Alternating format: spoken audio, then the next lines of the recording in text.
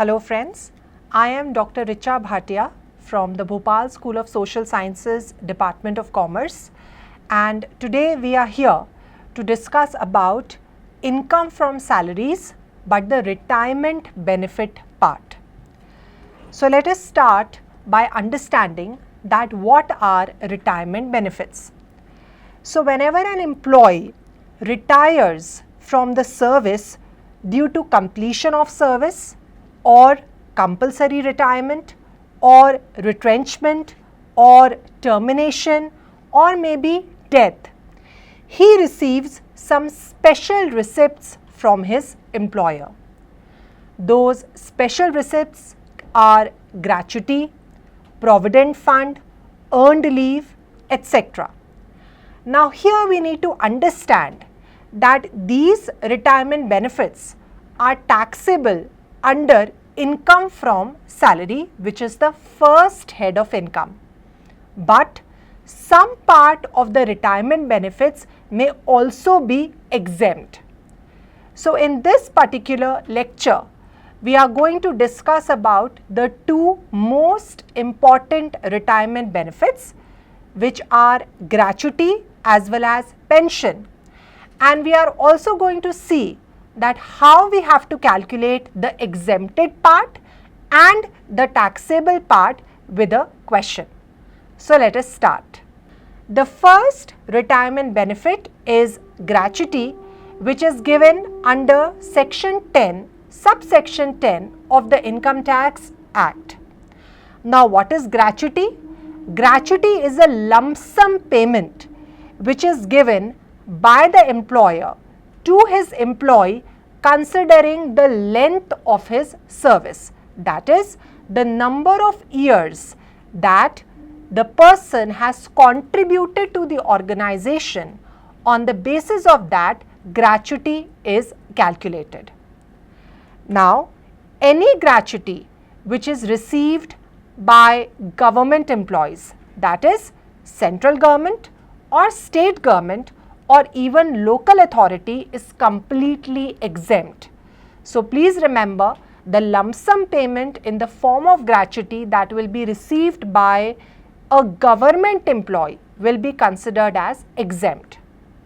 But for a private employee or for a non-government employee, we will have to calculate the exempted part of the gratuity and taxable part of the gratuity according to two basic conditions.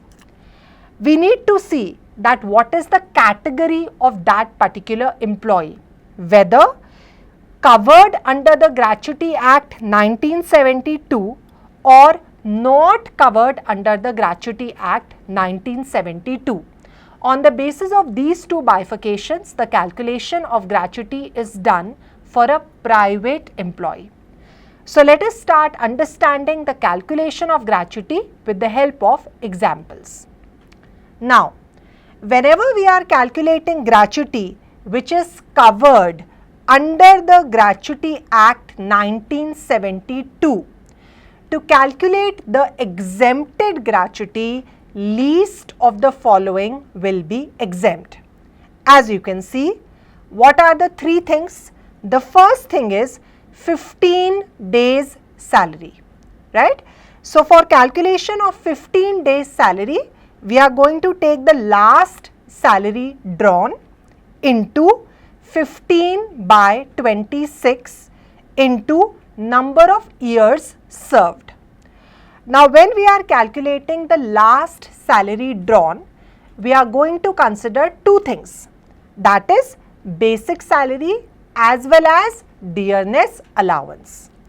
And when I am taking the number of years served, I am going to take the completed years plus whenever the year or the period goes above 6 months, that will be considered as 1 year.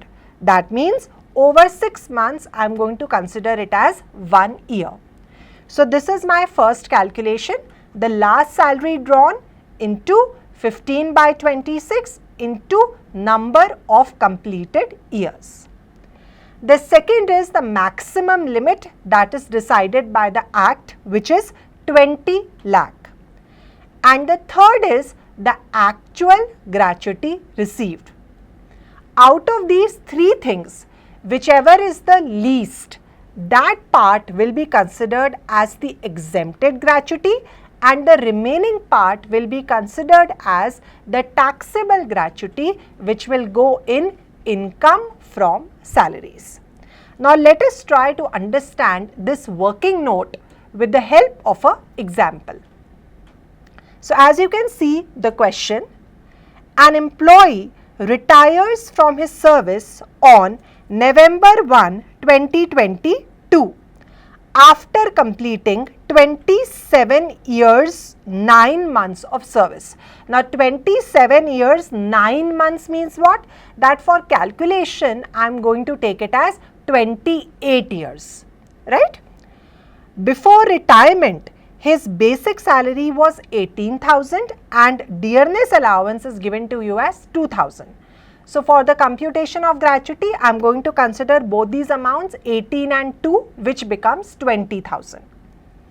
He receives a gratuity of 3,60,000, that is the lump sum payment of gratuity that he has received is how much? 3,60,000. You have to calculate the tax-free gratuity as well as the taxable gratuity if the employee is covered under the Gratuity Act 1972. So, he is a non-government employee or a private employee and he is covered under the Gratuity Act 1972, and on the basis of this question we need to tell that what is the exempted part and what is the taxable part. Let us have a look at our solution. Let us understand this with the solution. Now, as you can see in the solution we have Gratuity Payment Act 1972 is applicable. What is the actual gratuity? 3,60,000, that is already given to you in the question. Now, to calculate the exempted amount, we have to see three things. Out of these three, whichever is the least amount, that will be considered as exempt. So, the first is the actual gratuity, which is already 3,60,000. Then we have 15 days salary for each completed year. So, in salary I have taken 20,000. What is this 20,000? 18,000 was my basic salary and 2,000 is my dearness allowance into 15 by 26, because I am calculating the salary for 15 days, into 28. The number of completed years are taken as 28.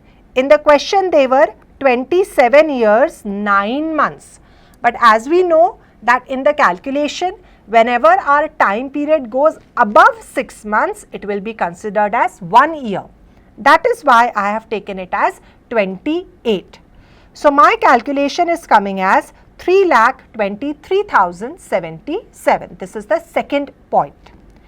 And the third point is the maximum limit. Maximum limit is already given in the Act, which is 20 lakh. Now, have a look.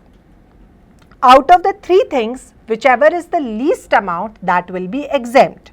3,60,000, 3,23,077 and 20 lakh. Now, which is the least amount? 3,23,077. So, out of these three, this amount is the least and this will be considered as exempt. From what? From the gratuity that you have actually received, which is 3,60,000. So, out of 3,60,000, I am going to subtract or I am going to exempt 3,23,077 and the remaining part is 36,923, which is the taxable gratuity, and that will go in income from salary as taxable gratuity. Now, the second part is when the gratuity is not covered under the Gratuity Act 1972, not covered. In that case, again, least of the following three items will be considered as exempt. Now, what are these three items? The first is the basic, the major calculation, 15 days salary. Now, how are you going to calculate the 15 days salary? Average salary of last 10 months we have to take, right? And in salary, we are going to take basic salary, dearness, pay and commission. So, we have to take the average of last 10 months. From the retirement, I am going to see the last 10 months and average I am going to take into number of years served. So, number of years served in this particular case, I am going to take only completed years, right? In the previous case, what we were doing, if it was over 6 months, I was considering it as 1 year, but over here I am going to take only completed years, the rest of the months I am going to ignore, and into half, that is I have to take 15 days salary, so I am multiplying it by half. This is my first calculation. The second calculation is 20 lakh. This is the maximum limit which is already given in the act. So, we do not have to do anything, but we have to write the limit, and actual gratuity received. So, out of these three, whichever is the least amount, that I am going to exempt, and the remaining part I am going to again tax in income from salary. Now, let us try to understand this calculation also with the help of an example. Now, the question is, an employee retires from his service on 1st August 2022. So, this is your retirement date after 32 years of service. Now, here it is given 32 years, these are the completed years, but if, my dear audience, this would have been 32 years 7 months, then also I will consider it as 32 because I am going to take only completed years, right? Average salary for 10 months is 12,500,000. So, they have already calculated and given us the 10 months average salary. Please remember, in salary we take salary, dearness, pay as well as commission. So, this is already calculated and given to you in the question as 12,500. The lump sum gratuity that he has received at the time of retirement is 2,60,000.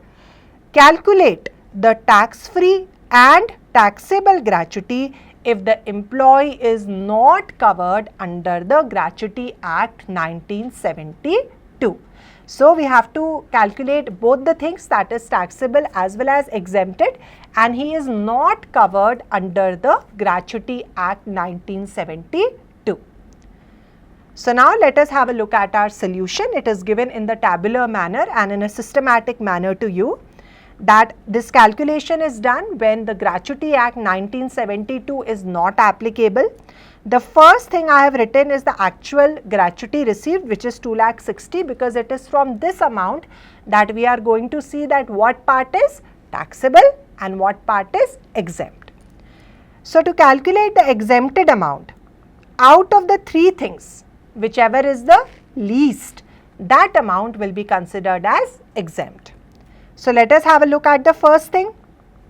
Actual gratuity is 2,60,000, already given to you in the question.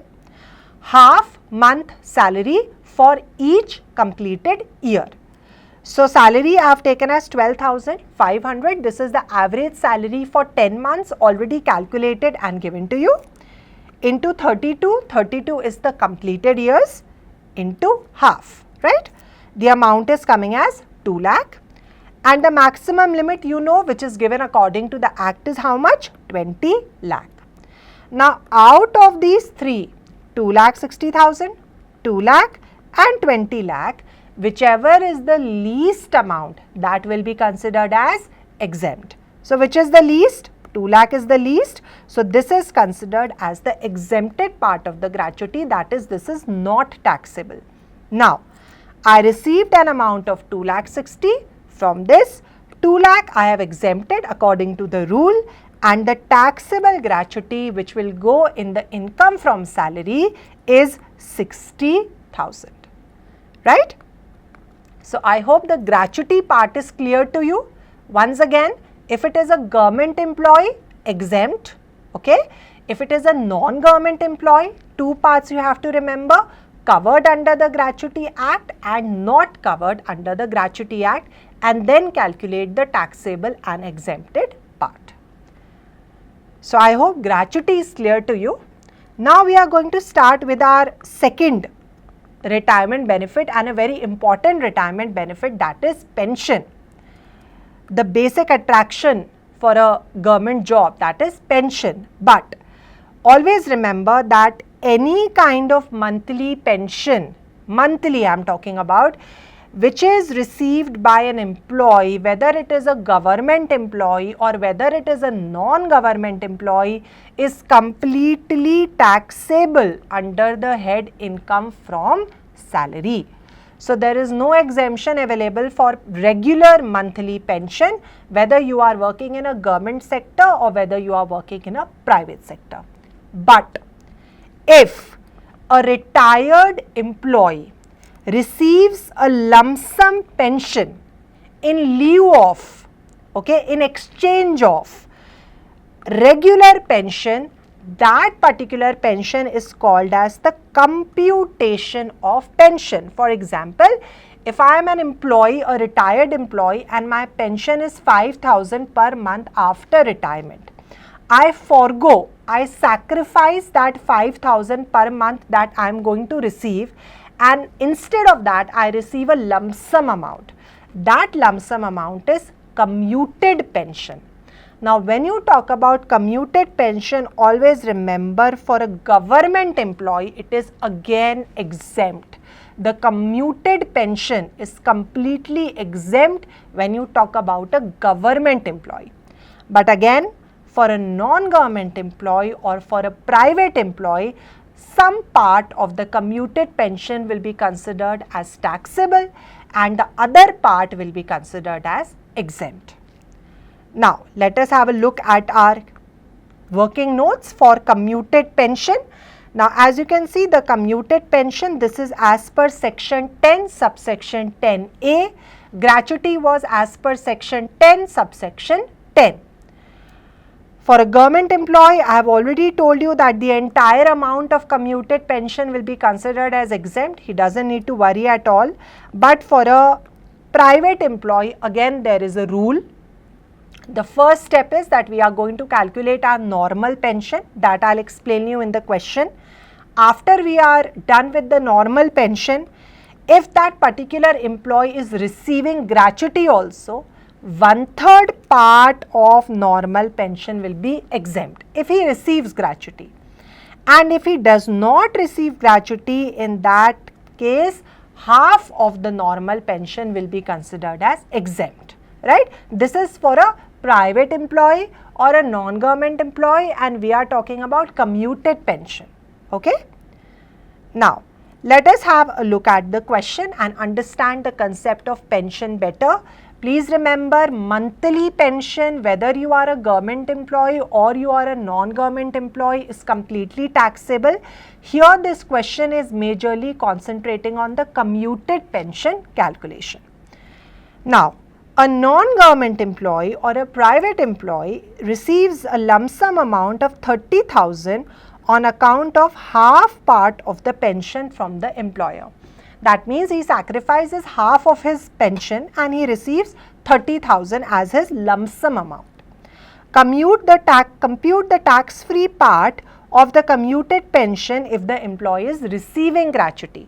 So you know the rule, right? Receiving gratuity, 1/3 is exempt, and if he is not receiving gratuity, half of the normal pension will be considered as exempt. So first step is I have to calculate normal pension. What was my lump sum amount? 30,000. How much I sacrificed? Half. So what will be the normal pension? 30,000 into 2, that becomes 60. So normal pension is 60,000. Now because I am receiving the gratuity part, it is given to me in the question. Therefore what part will be exempt? 1/3. 1/3 of the normal pension. That is, the normal pension is 60,000. 60,000, 1/3 will be 20,000. So 20,000 will be exempt. From what? From what we actually received. How much lump sum amount, lump sum pension we received? 30. Out of that 30, 20,000 I am going to exempt as per my calculation, and 10,000 part I am going to tax. Again, the taxable pension part, the taxable commuted pension part will also go under the head income from salary. So these were the two most important retirement benefits, that is gratuity as well as pension. We have more retirement benefits also, like provident fund we have, earned leave we have, that we are going to discuss in our next lecture.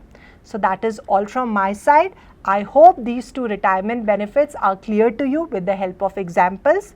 We are going to meet in our next lecture. Thank you. Happy learning.